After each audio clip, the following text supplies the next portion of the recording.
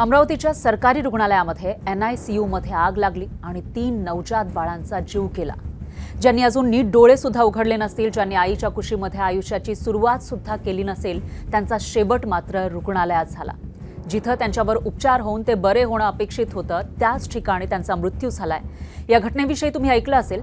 कल्पना करा, रात्रीचे 3:30 वाजलेत। एका आईचं काही तासांपूर्वीच जन्मलेलं बाळ या ठिकाणी आहे।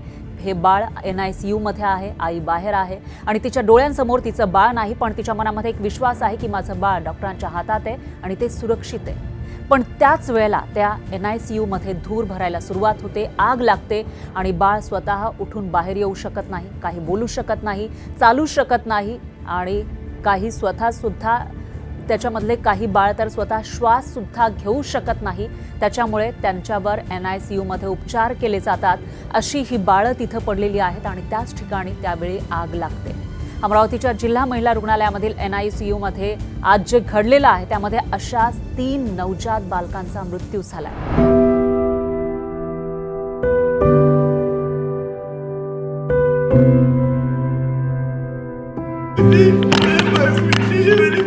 चांगला पोरगा झाला पाहिजे आहे ना, मारून टाकलं मॅडम माझ्या पोराले।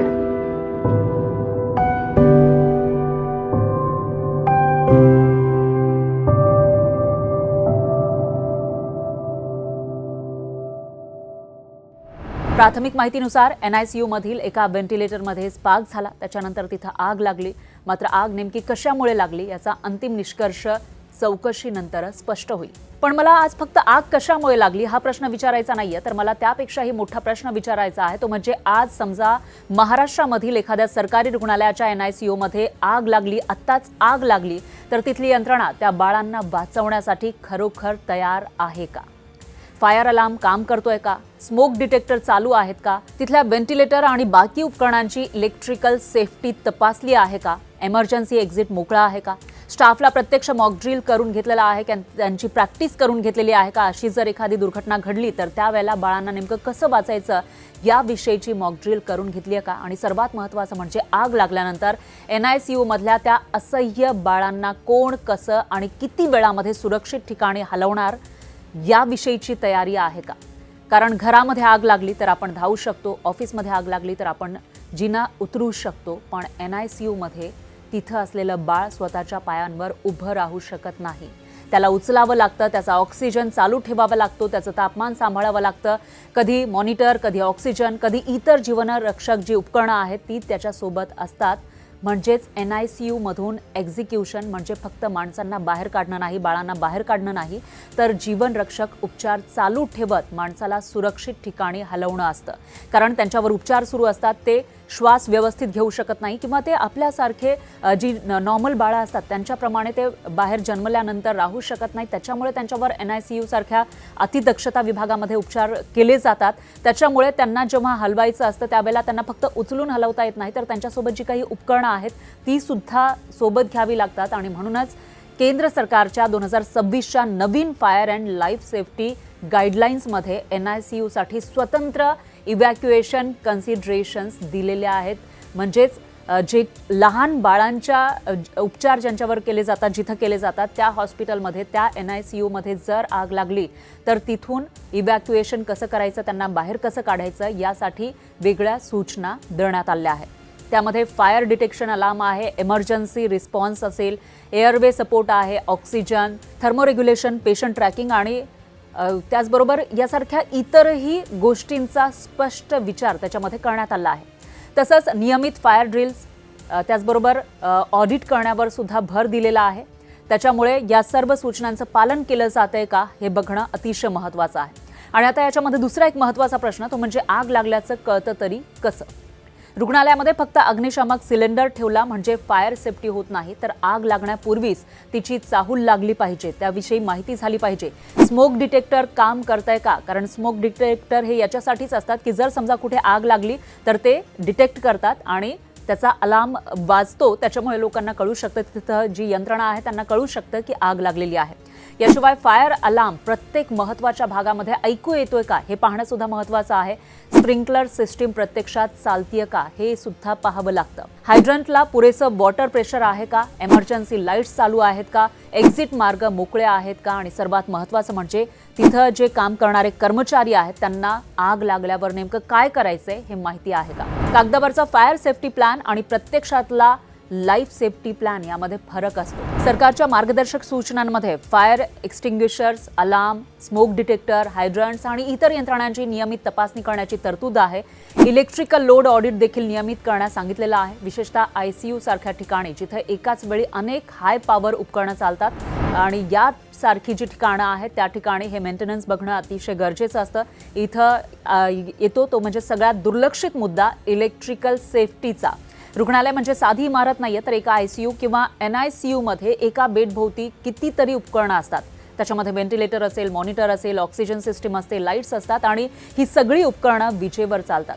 म्हणून व्हेंटिलेटर जुना होता का इतकाच प्रश्न नाहीये, तर त्याचं मेंटेनन्स कधी झालं, इलेक्ट्रिकल वायरिंगची तपासणी कधी झालेली होती, कशी झालेली होती, लोड कॅपॅसिटी किती आहे, एका सर्किटवर किती उपकरणं जोडलेली आहेत आणि ओव्हरलोडिंग तर नाही ना, असे अनेक प्रश्न उपस्थित होतात. त्याच्यामध्येच इमर्जन्सी पॉवर सिस्टीम व्यवस्थित आहे का आणि शेवटचा इलेक्ट्रिकल सेफ्टी ऑडिट कधी झाला हे बघणं सुद्धा अतिशय महत्त्वाचं आहे. कारण सरकारच्या मार्गदर्शक सूचनानुसार रुग्णालयांमध्ये इलेक्ट्रिकल लोड ऑडिट नियमित करणं आणि नवीन उपकरणं बसवताना इलेक्ट्रिकल कॅपॅसिटी पुन्हा तपासणं आवश्यक आहे.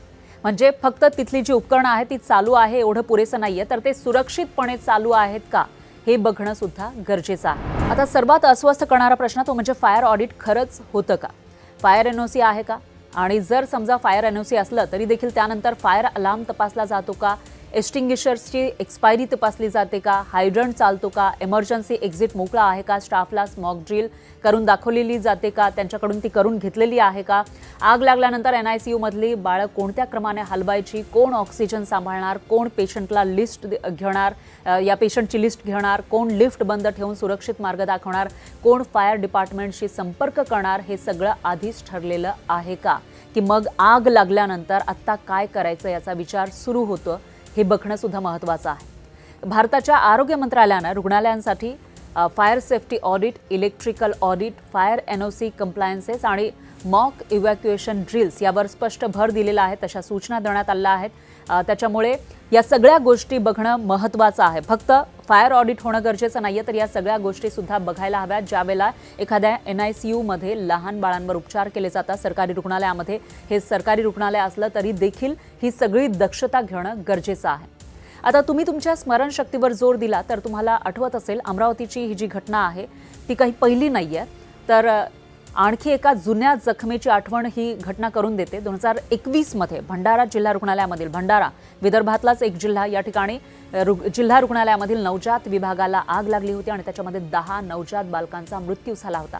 आज पुन्हा नवजात बालकांचा मृत्यू झालाय. अमरावतीमध्ये तशीच एक घटना घडलेली आहे आणि त्या आधीच्या दुर्घटनेमधून आपण काय शिकलो हा प्रश्न उपस्थित होतोय. जर प्रत्येक दुर्घटनेनंतर समिती बनते, आपल्याला माहिती असेल प्रत्येक दुर्घटनेनंतर समिती बनते, अहवाल तयार होतो, काही शिफारसी होतात आणि काही वर्षांनी पुन्हा जर तसंच काहीसं घडत असेल, तशीच दुर्घटना घडत असेल, तर त्यामुळं व्यवस्था अजून बदलली नाही असं दुर्दैवानं म्हणावं लागतं. आता अमरावतीमध्ये जी दुर्घटना घडलेली आहे त्यानंतर राज्यभर फायर आणि इलेक्ट्रिकल सेफ्टी ऑडिट करण्याची मागणी पुन्हा एकदा पुढे आलेली आहे. आज 3 कुटुंबांसाठी fire safety audit, high level inquiry हा सरकारी शब्द त्यांना समजणार नाही, कारण त्या 3 कुटुंबांसाठी त्यांचं तान्हं बाळ होतं जे आज त्यांच्या घरामध्ये नाहीये, त्यांच्या हातामध्ये नाहीये.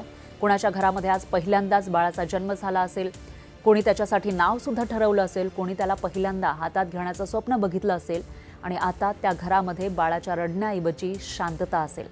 म्हणून आज महाराष्ट्रामधील प्रत्येक सरकारी रुग्णालयाला एक साधा प्रश्न विचारायची गरज आहे की आज रात्री तुमच्या रुग्णालयामध्ये आग लागली तर तुम्ही तुमच्या रुग्णांना, त्या लहान बाळांना किती मिनिटांमध्ये सुरक्षित बाहेर काढू शकता, आणि त्याचं उत्तर ते मॉक ड्रिलमध्ये दाखवू शकतील का? कारण आज जे अमरावतीमध्ये घडलेलं आहे, जे अमरावतीमध्ये झालं आहे, ते उद्या आपल्या शहरामधल्या एखाद्या रुग्णालयामध्ये सुद्धा घडायला नको. याविषयी तुम्हाला नेमकं काय वाटतं कॉमेंटमध्ये नक्की सांगा.